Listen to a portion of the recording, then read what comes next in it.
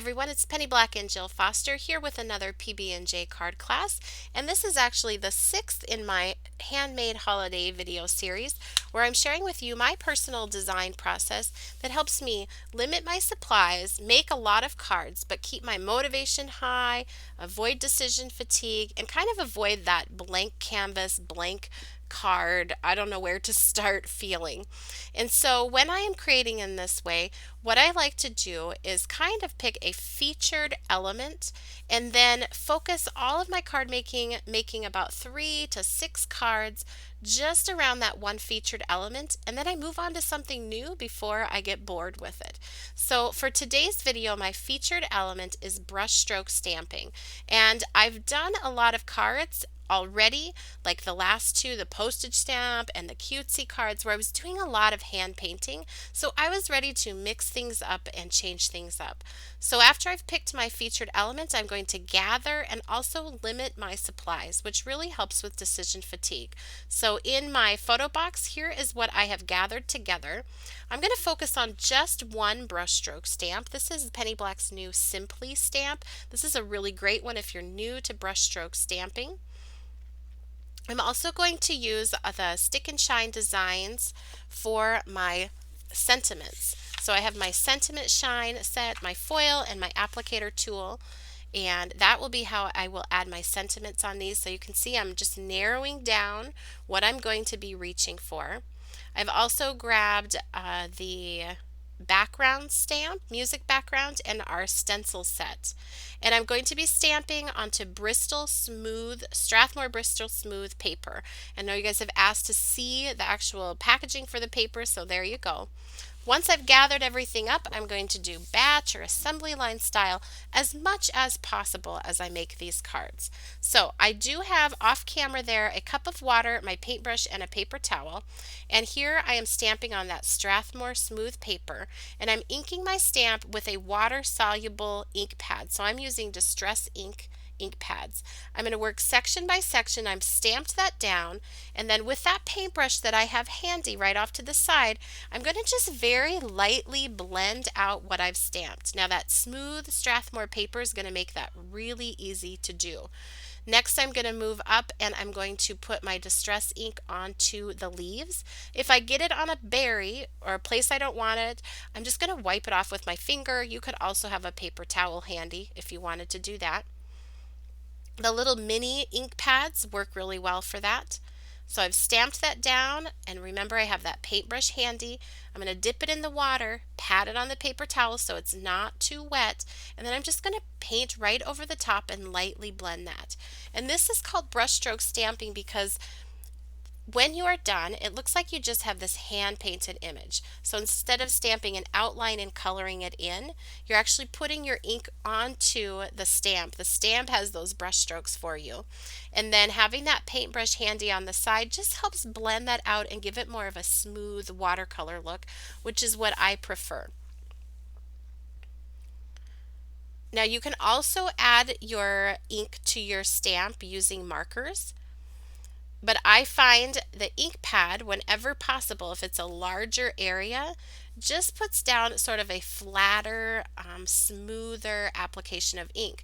But like here, where I'm moving on to the berries, I can't fit an ink pad on those very easily, so I'm going to grab a Tombow dual brush pen, so a water-soluble marker, to add the ink to those berries, to those smaller sections. So I use like a Distress ink pad, a mini ink pad for the larger parts of the stamp, and then I get my marker just for the small details.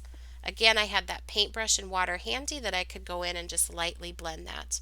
Now I wanted to warm up the look of that vase, not have it be quite as cool colored, so I did just use some Toffee Crunch ink right on top of that vase, stamped it a couple of times, and it just gave that a little bit warmer look. Now I've grabbed a Tombow dual brush marker and I'm coloring onto the stem of this image. So that tip of the marker helps me get that smaller detail. And then if needed, I can go back and blend.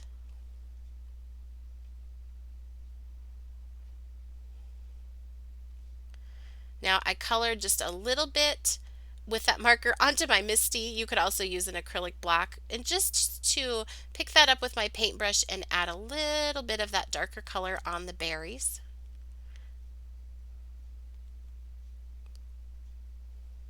I love this image. Like I said, it's a great one if you are new to brushstroke stamping. I also think it's just so unique and kind of a modern look. So I went ahead and stamped that multiple. I did two cards like this, and then one where I turned it and stamped it all around the outside. You'll see that in a minute. And now I'm ready to work on the background. So I'm using the stencils from our background basic stencil set. I've just taped them onto that panel using some painter's tape so I can easily take it off, and I'm using an ink blending tool and a foam pad. I'm starting off of the edge and working my way on in a circular motion. I did some weathered wood distress ink, and now I'm adding a little bit of Toffee Crunch Memento ink on top. I'll have all of the exact colors of everything that I'm using listed down in the YouTube description box below. Now here's that music background. I just wanted one more element to that background, so with the stencil in place, I went ahead and stamped that a couple times very lightly in just one place on the background. Now this is a different stencil from that background basics set, and I'm just inking that up. So you can see I've did all that stamping. Now I can go in and work on these backgrounds in that sort of batch assembly line style. But I can make minor changes so it doesn't feel boring to me. I'll do the same thing keeping the stencil in place, and I will grab that music note background stamp.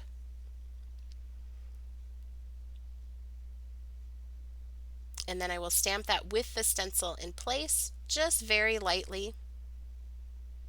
And I'll start light, stamp it a couple of times in the MISTI stamp positioning tool. And when you reveal that, that just little touch of stamping really makes all the difference, I think. So I'm going to remove my stencils here. I just love how that looks.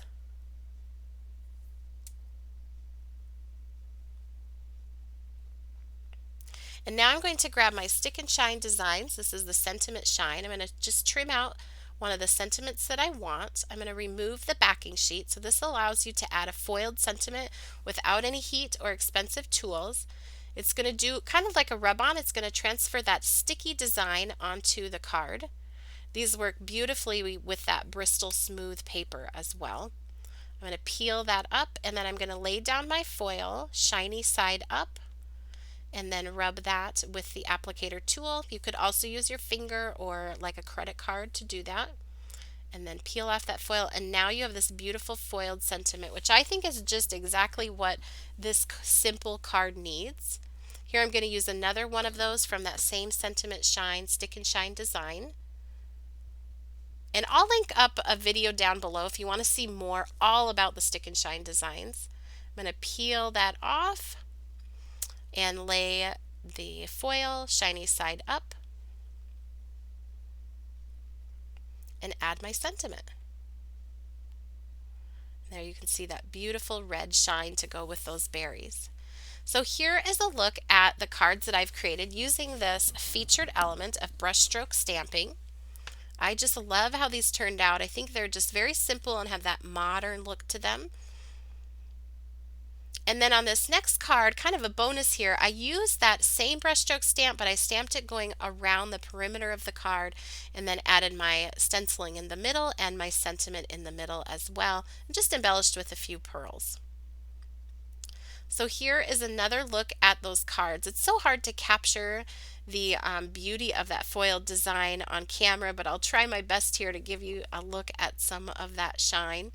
This one is actually my favorite one, the Festive Cheer card, but I had fun creating all of those. I'd love to know what is your favorite. Leave me a comment down in the YouTube description box below, and thank you to all of you who have left such kind and encouraging comments throughout this video series. I read each and every one, and they really mean a lot to me, so I appreciate you and this community that we have here on YouTube.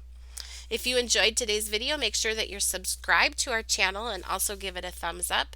And you can continue to connect with Penny Black on Facebook, Pinterest, Instagram, as well as our website and blog, which are all linked for you down in that YouTube description box below. So now it is time for me to empty out that photo box and move on to a new featured element, and I will be seeing you with that in the next video. Happy stamping!